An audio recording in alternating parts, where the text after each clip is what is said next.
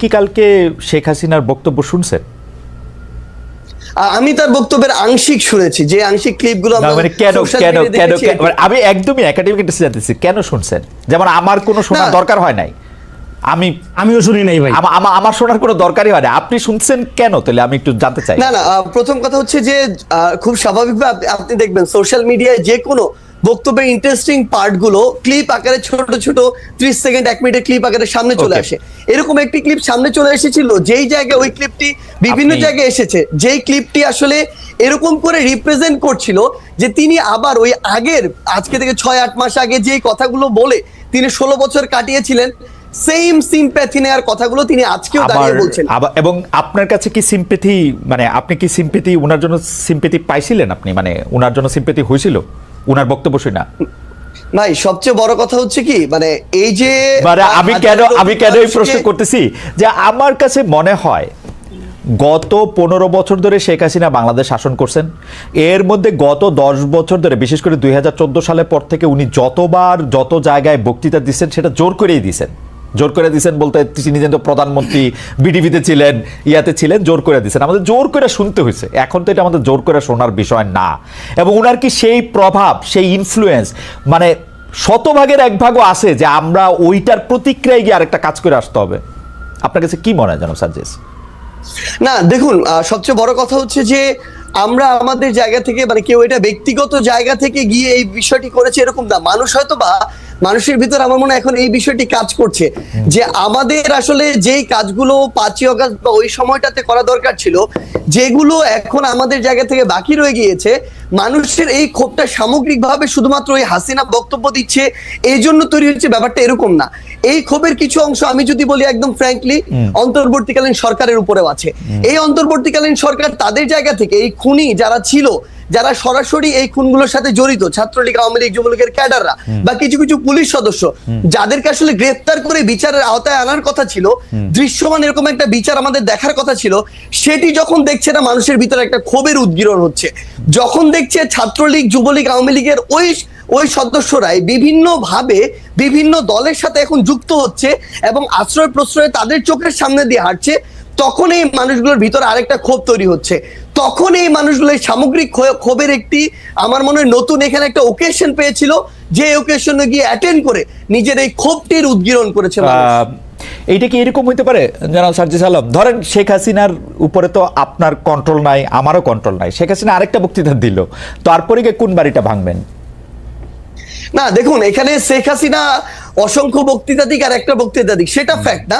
তবে মানুষের ভিতরে এই যে ক্ষোভ, যেই ক্ষোভটা আসলে মানুষের একটা ভিতরে 5ই আগস্টের পরে, যে কথাটি গতকালকে আমরা দেখলাম যে আমাদের উপদেষ্টা মাহফুজ ভাই যিনি রয়েছে, তিনি বলেছিলেন যে মানুষ ভাঙাটা এক পাশে রেখে গড়ার দিকে মনোযোগ দিচ্ছিলেন, কিন্তু মানুষ যখন দেখছিলেন তার যেটুকু ন্যূনতম চাওয়া, ওই চাওয়াটুকু বিচারের ক্ষেত্রে হোক বা অন্যান্য পলিটিক্যাল স্পেয়ারে হোক, যেটা মানুষ এক্সপেক্ট করে, ওইটুকু যখন প্রত্যাশিত অনুযায়ী পাচ্ছে না, তখন মানুষের এই ক্ষোভের উদ্গীরণটা বিভিন্ন কারণে হচ্ছে এবং ঘটছে।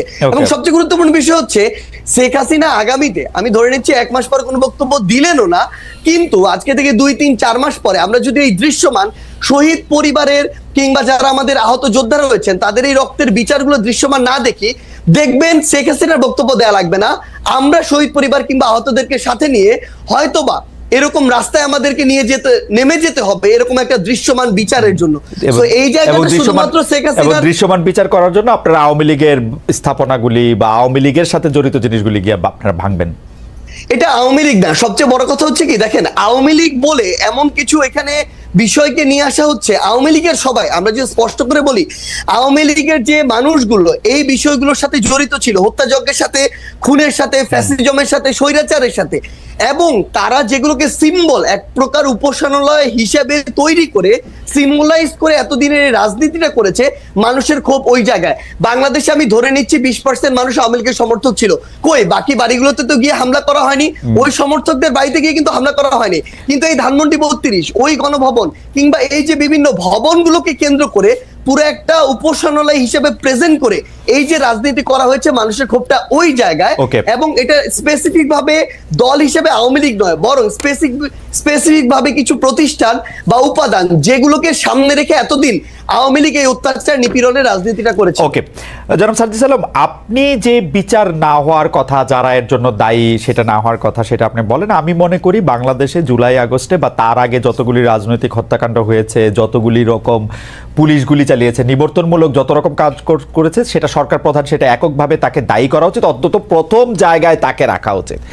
এখন আমরা তার বিচার না হওয়ার জন্য, তিনি যে এখন ইন্ডিয়ায় বসে আছেন এর জন্য আসলে স্পেসিফিকলি, এবং তার দলের লোকজন, আমরা প্রথমে শুনেছিলাম এতজন আছেন ক্যান্টনমেন্টে, পরে শুনলাম এই কয়জন আছেন, সেই কয়জন চলে গেছেন। আমরা তো আপনাদেরকে এইটার বিচার দাবি করতে কখনো শুনি না, যে কেন মানে ওরা চলে গেল, কেন ওদের নামে একটা স্পেসিফিক মামলা করা হইলো না, কেন এটার মধ্যে এটা কি করা হলো। এটা কি আপনারা এটা সেনাবাহিনী বলে আপনারা তাদেরকে ছাড় দিচ্ছেন? আপনারা কি মনে করতেছেন যে না, এদের সম্পর্কে কোনো কিছু বলা যাবে না? আমি আসছি আপনার কাছে জনাব সাজ্জাদ আলম, আমি একটু জনাব রনির কাছে একটু চট করে একটা জিনিস একটু জেনে আসি। জনাব রনি, আপনি ৭১-এর চেতনা নিয়েও কথা বলতে চান না? ৭১-এর চেতনাকেও আপনি আওয়ামী লীগের সম্পত্তি মনে করেন কিনা? ৭১-এর চেতনা আওয়ামী লীগের সম্পত্তি মনে করি না। ৭১-এর ঘটনাটা কি ঘটছে? ৭১-এর ঘটনাটা ঘটছে হইলো, হ্যাঁ, ৭১-এ আপনার একটা জনযুদ্ধ ছিল। সেই জনযুদ্ধকে ভারতীয় বাঙালি বুদ্ধিজীবীরা বয়ান কইরা কইরা এটা আওয়ামী যুদ্ধে পরিণত করছে। এটা ন্যারেশন লিটারেচারের মধ্য দিয়ে বয়ান করেছে। সেইটা সেই ঘটনা ২৪-এর ক্ষেত্রে কিছু কিছু জায়গায় দেখা যাচ্ছে, সেইটা আলোচনায় পরে আসবো। দেখেন, আপনার ম্যাকিয়াভেলির আলোচনা থেকে যদি আমি বলি, সেটা হলো man have to respect the past but to submit to the present. এখন আমাদের এখানে কিছু লোকজন বলে কি ২৪-৭১ মুখোমুখি দাঁড় করে দেওয়া হয়। ৭১ বাংলাদেশের জনগণের জন্য, মানুষের জীবনের সবচেয়ে, আমাদের ইতিহাসের সবচেয়ে বড় ইভেন্ট। আমরা একটা রাষ্ট্র, একটা ভৌগোলিক পরিচয় পাইছি। এইটার সমকক্ষ ইভেন্ট অন্য কিছু হইতেই পারে না। কিন্তু ২৪-এ আপনার ঘটনাটা কি ঘটছে? ৭১-এ আপনি পাইছেন দেশের স্বাধীনতা, আপনি পাকিস্তানের শোষণ নিপীড়নের বিরুদ্ধে দিয়ে, জনযুদ্ধের মধ্যে দিয়ে, সমস্ত শ্রেণী পেশার মানুষের সশস্ত্র সংগ্রামের মধ্য দিয়ে আপনি স্বাধীনতা অর্জন করছেন। হ্যাঁ, সেক্ষেত্রে লিডিং দল আওয়ামী লীগ ছিল ৭১-এর আগে। কিন্তু ৭১-এ যুদ্ধটা সংগঠিত করা, কৃষক যে অস্ত্র নিয়ে যুদ্ধ করলো, এটা কেন করলো? কারণ হলো সর্বদলীয় সংগ্রাম পরিষদের, এই যে শহীদ আসাদদের কথা বলি, হ্যাঁ, আসাদরা কারা? এরা কিন্তু ওই ভাসানীর নেতৃত্বে কৃষক সমিতি গড়ে তোলা, কৃষকদের মধ্যে এমন ভাবে চৈতন্যটা আপনার সেই ৬৫ সালের পর থেকে এমন ভাবে আপনার মানে ফিল্ড ওয়ার্ক গুলো করা হয়েছে, মাঠে মাঠে করা হয়েছে, যাতে করে এই কৃষক, যাকে আপনার অবলা মনে করা হয়, তারা অস্ত্র হাতে তুলে নিয়ে যুদ্ধ করতে রাজি ছিল। হ্যাঁ, সিম্বল আকারে তখন আওয়ামী লীগ গুরুত্বপূর্ণ রাজনৈতিক দল আকারে দায়িত্ব পালন করে, তাদের নেতৃত্বে হ্যাঁ যুদ্ধ। কিন্তু মাঠে যুদ্ধ সংগঠিত করে আপনি যদি একটা গবেষণা করেন যে আওয়ামী লীগের বড় বড় নেতা আর মুক্তিযুদ্ধের শহীদদের তালিকা, দেখবেন যে আওয়ামী লীগ লজ্জা পেয়ে যাবে। এই যে মুক্তিযুদ্ধ ব্যবসায়ী দলটি, হ্যাঁ, এরা তো যুদ্ধ করছে কোথায়? বড় অংশ তো কলকাতায় আশ্রয় ছিল। হ্যাঁ, তাহলে এই জনযুদ্ধটা পরবর্তী সময় এখানকার এই আপনার এক ধরনের বুদ্ধিজীবী, হ্যাঁ, যারা ভারতীয় বাঙালি জাতীয়তাবাদের বয়ানের গোলাম, তারা এটাকে ন্যারেশন করে এটা আওয়ামী যুদ্ধে পরিণত করছে। শাহবাগের মধ্য দিয়ে এটার একটা সামাজিক ফ্যাসিবাদের চূড়ান্ত আমরা দেখছি। এইবার আসেন ২৪-এ ঘটনাটা কি করছে। ২৪-এ আপনি ৭১-এ আপনি দেশ পাইলেন, কিন্তু এ দেশের মানুষ নাগরিক হয়ে উঠলো না। সম্প্রদায়, হয় আওয়ামী লীগ, হয় বিএনপি, হয় জামাত, হয় পাহাড়ি, হয় বাঙালি হয়ে রইল।